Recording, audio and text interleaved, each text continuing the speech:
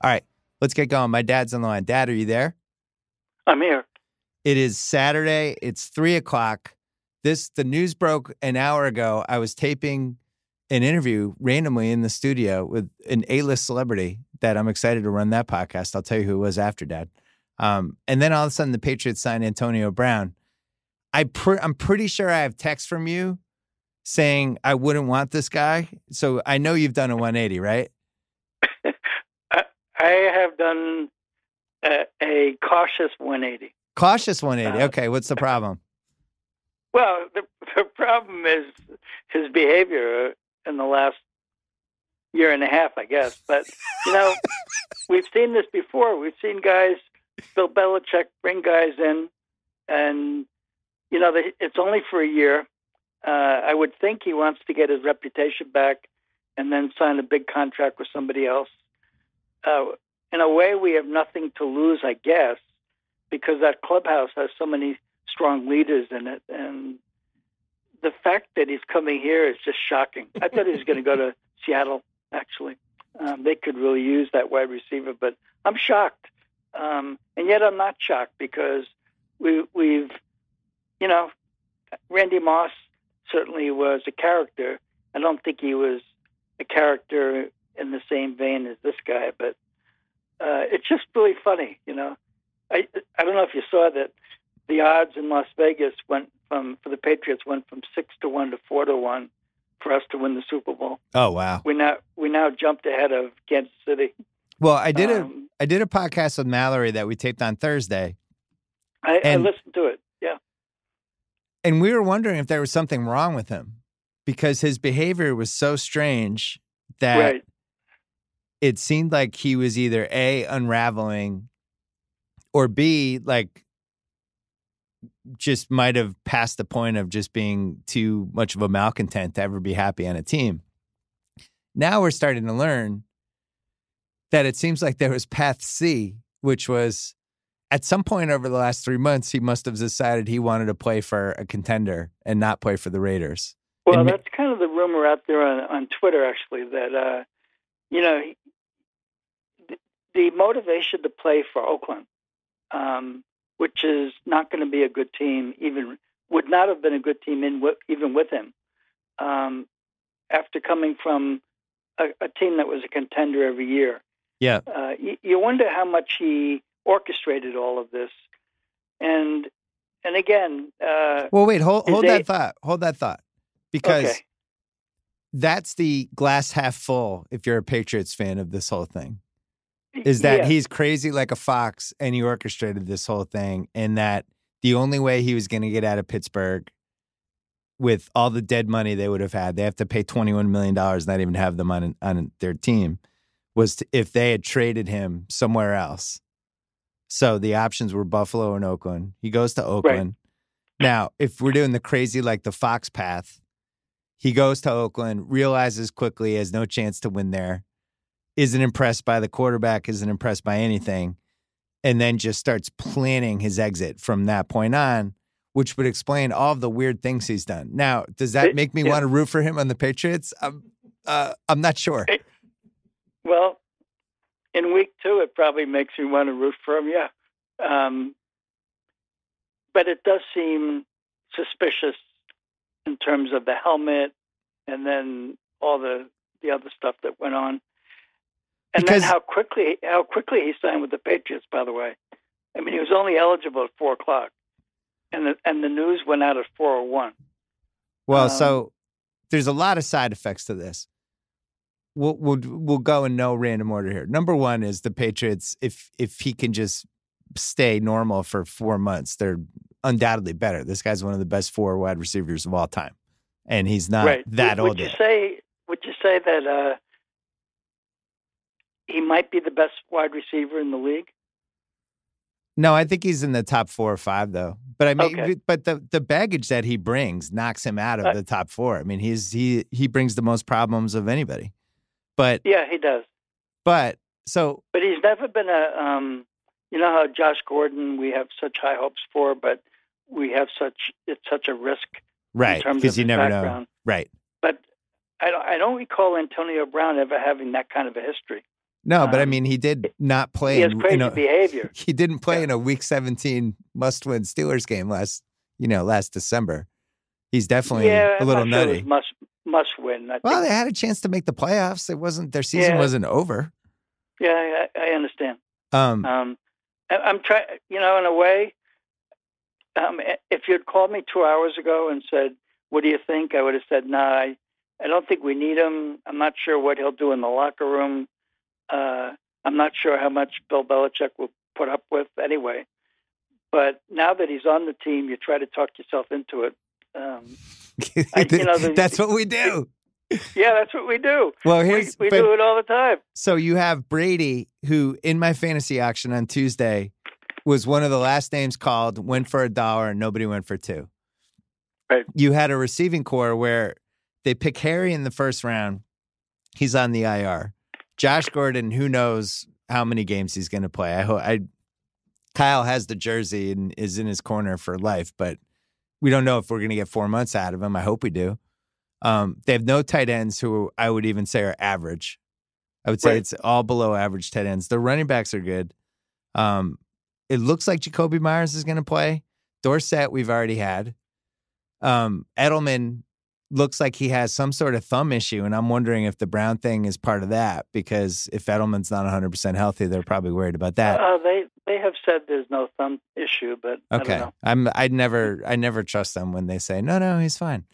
The Browns, Demetrius Thomas, who he's on the injury report right now. Right. He has what does he have? Not a hamstring, it's a quad. So they could put him on injured reserve. Yeah, for at least 4. They could put him on injured reserve for 4 games. But if they can get Brown's head straight, and you're putting him on one side with Edelman and with Gordon. Oh my gosh! Oh, Kyle's just cackling over there. Well, all right, so but don't you? There's a crazy thing on Twitter of him finding out that Oakland released him, and he runs around in his backyard and he jumps in the pool or something. There is something off about the guy. Yeah. But, I think he and Brady are friends. Well, I'll tell you this. So he came and talked to us. I hung out with him in my office for like an hour in February. I remember that. That's right. I forgot that. Right. Yeah. He didn't do a pod with him. You just chatted with him? Yeah, we were going to do a pod, and then he left L.A., and it just never happened. But it was interesting. I wasn't saying, we were talking about what teams would you want to go to.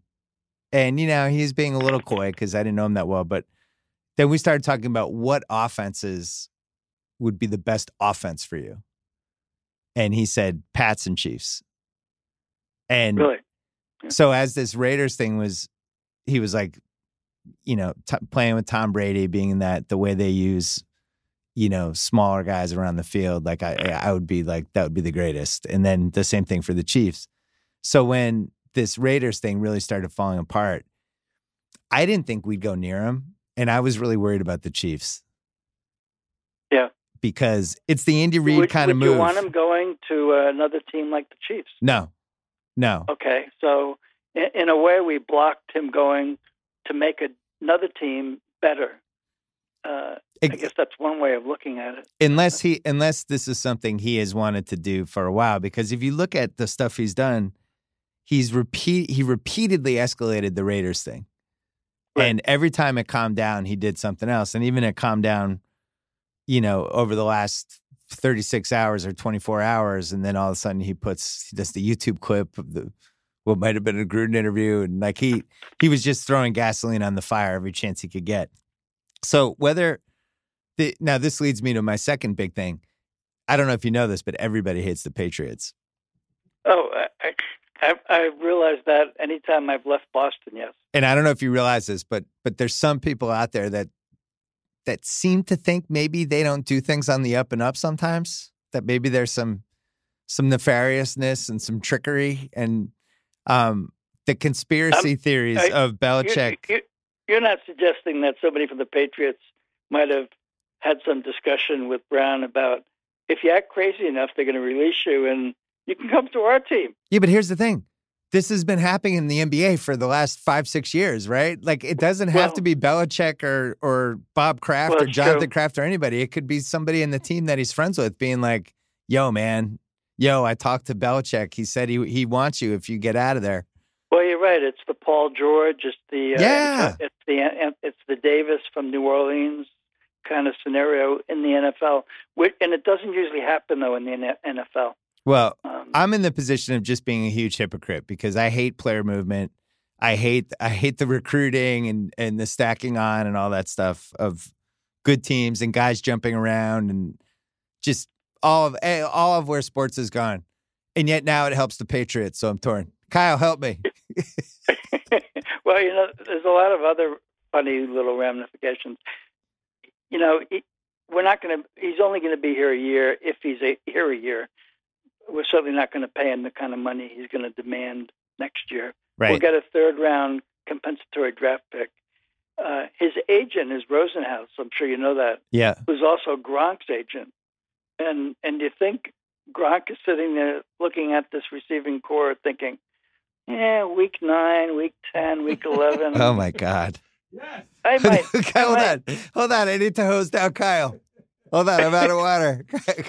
Wait, hold on, Kyle. You knew he had the same agent, right? Yeah. Yeah.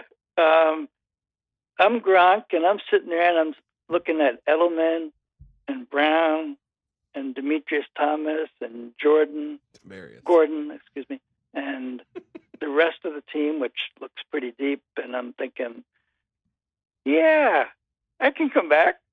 But I don't know, the whole thing. Again, 2 hours ago, I would have said, I hope we don't go near this guy. Yeah, but that's why we're fans. I'm on board. I'm on board. This is our job, to talk ourselves into our teams. What else are we supposed to do? I've talked myself into it. He's going to be a perfect citizen because he knows Belichick doesn't put up with any shit. He likes Brady. He'll fit in well to our offense. Well, there's a veteran locker room. Yeah, there's three things really working in his favor. One is that I would say Brady is one of the most popular teammates in any sport. It's just everybody who passes through the Brady orbit, they just can't say enough great things about him after. There's never any sniping about him after the fact. Everybody just loves playing with that guy. All he wants to do is win. So putting Brown with him over what seemed to be a rocky relationship with Roethlisberger, that's a win right there. We've seen receivers over and over again with his kind of skill set really thrive in the last 2 decades with the Patriots, going back to Troy Brown in 2001. He has to be double teamed. Yeah. I mean, we don't need a tight end at the moment. And then the other thing, they've over and over again have rolled the dice with, the shaky guys. And I mean shaky from Corey Dillon. Yeah, Corey Dillon. Shaky for different reasons, but it really the only time it didn't work out was I don't mean to make light of this, but I would say the Aaron Hernandez thing ultimately didn't work out. But they have rolled the dice with different types of personalities, and when it doesn't work, they just get rid of them. Like Chad Ochocinco didn't work; they didn't bring him back. Albert Hainsworth was on the team for 4 or 5 weeks, didn't work. They got rid of him. But I think there's a difference though. Those guys were at the end of their careers. True. Ochocinco, he was done. Oh, he had a fork in his back. Antonio Brown is not at the end of his career. I mean, he has 3 or 4 more good years if he can get his act together. This is a different kind of signing. It's a lot like Randy Moss, bringing him in at a certain point in his career. The difference is he is somebody, and I don't think Moss was ever like this. Moss could be unhappy and maybe not go 100%, and it was almost like wasting a car in the garage that you couldn't drive on the highway if he was on your team and you have the right quarterback, all that stuff. This Brown is somebody who really could try to make it about him and not the team and try to submarine what's going on. And I don't really remember the Pats having a guy who's as much of a narcissist as he is. If that happens, though, do you see him staying around? No, I think they would cut him during the season. I think this is a week by week thing with him, and if he jeopardizes or threatens anything that's going on, that this team was a favorite to make the Super Bowl before this happened. So if he's going to jeopardize it, they'll just get rid of him. And that's why it's like, it reminds me, Revis was a really good guy, and I think people love playing with him. But it reminds me of the Revis thing. It's a 1-year deal, and you're getting somebody at a discount who, if you can just get 4 good months out of him, is one of the best guys at his position. And it's a no-brainer. As soon as the risk was removed and Belichick didn't have to give up anything for him, that was when he made the move. Well, I agree. As you said, it's a 1-year deal. It's actually a 5-month deal, not even 1 year. He didn't have to go through training camp and off-season training and all that garbage. And he can't play in week 1. You're talking about playing 15 regular season games with a quarterback he likes and respects, which, as you indicated, there's something going on with Roethlisberger in Pittsburgh. Yeah, he doesn't like there are ironies here. Here you have Pittsburgh still paying part of his salary. I know. $21 million. You have Oakland. Millions. You have Oakland, who traded 2 third and the 5th draft picks for him. And I'm surprised we're able to fit him under our salary cap. I mean, there must have been some maneuvering there. I saw that it's really a $1 million salary bonus money, which maybe they're spreading over a couple of years, and then incentives. Well, they usually save a nest egg, and half the time we get frustrated at the end of the season because they didn't actually spend the money. You're right. So this year they actually spent it. Yeah, I've talked myself into it. It really sounds like it. I think Kyle should go out and get an Antonio Brown Patriots. Kyle, and he can switch. He can switch off with the Gordon shirt 1 week and Antonio Brown the next week. Let me give you the exact time of the day when Kyle talked himself into the trade. Literally the second it was on his phone, and he started dancing around, going, "Yeah, yeah." I do have one prediction when they're on the road. Yeah, that they're not going to room Antonio Brown with Josh Gordon. You're right. No, I think that's like the Odd Couple. I think they should room them together. That'd be great. No, it's like a TV show. Want that. I want Antonio Brown rooming with Brady or somebody like that. Brady or like the left guard. You know, the best part about all this is that it takes a tremendous amount of pressure off of Flash, and that's really what we need to be worried about right now. Kyle's looking at this all from how this affects Josh Gordon, and this is a good thing for Josh Gordon ultimately. Yeah. So who are we going to release? I mean, it's a probably pretty Thomas tight lineup. They'd probably trade Thomas or waive him, I would guess. I hope they don't. I like him. I'd because he's injured, I'd put him on that 6-week IR. With, right, they could do that too. And Keel Harry.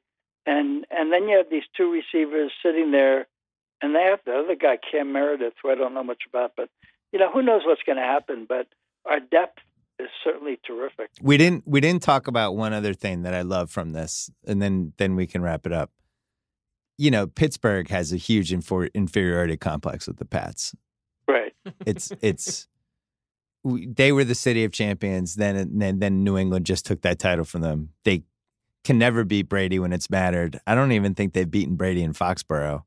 They have a decade that started out. They lost the Super Bowl the year after. 0-6 against Brady in Foxborough. Right. They lost a playoff game to Tim Tebow. All these things. It was a bad Steelers decade. Disappointing.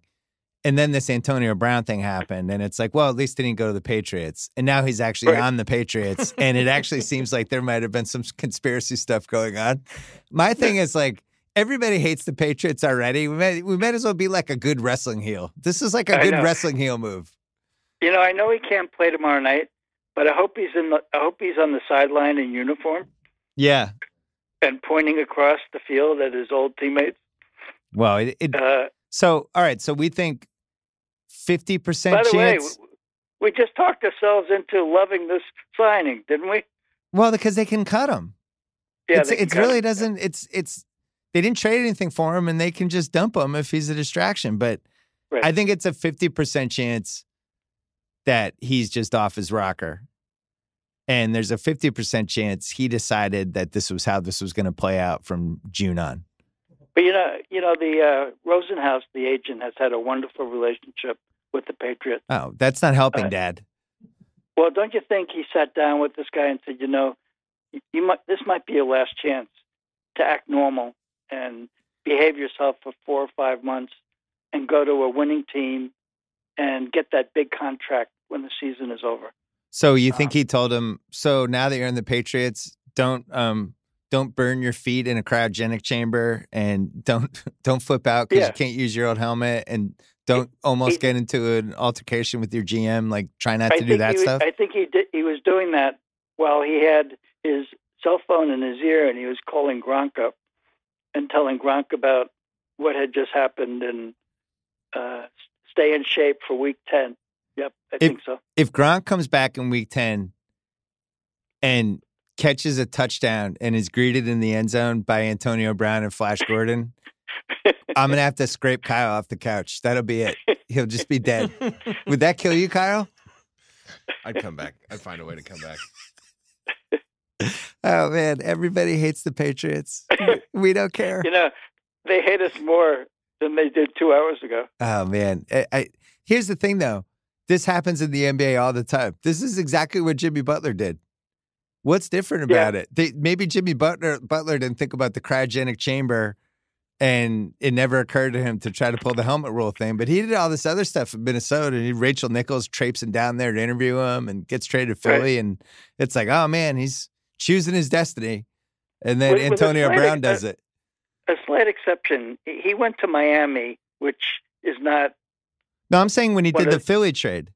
Oh, the Philly trade. When he basically bullied them into trading him to Philly by doing all the same stuff Antonio Brown did, but it was so okay. Did Davis bullied himself to get to the Lakers, and he totally George did. Bullied himself. See, this is great. Now we're defending Antonio Brown. This has come full circle. Oh my God, I have 20 people in my life are going to be so mad. I forgot that you had chatted with him, and I'm sure that you thought he was a really nice man who just needed to be on the right team, right?